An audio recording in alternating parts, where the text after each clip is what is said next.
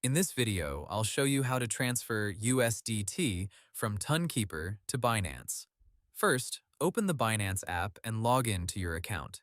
Before sending anything from Tonkeeper, you need to get the correct Binance deposit address for USDT. On Binance, tap Wallets, then go to Spot. Tap Deposit, choose Crypto Deposit, and search for USDT. Now Binance will ask you to select a network. Since you are sending from Tonkeeper, choose the Ton network if it is available. This step is very important. The network on Binance must match the network used in Tonkeeper.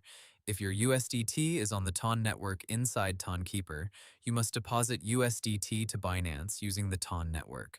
Do not choose TRC20, ERC20, BNB, Smart Chain, or any other network unless your USDT is actually on that network.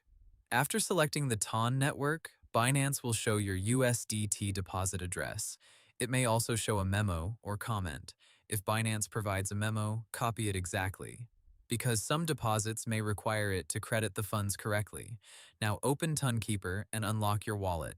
On the main screen, select USDT from your asset list.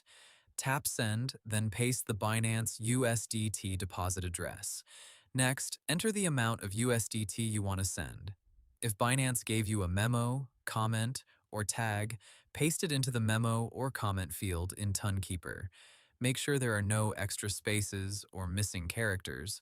Before confirming, review every detail carefully.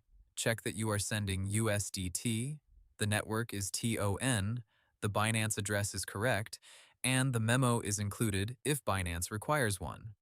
Also make sure you have enough TON in Tonkeeper to pay the network fee. Even when sending USDT, the TON network usually requires a small amount of TON for transaction fees.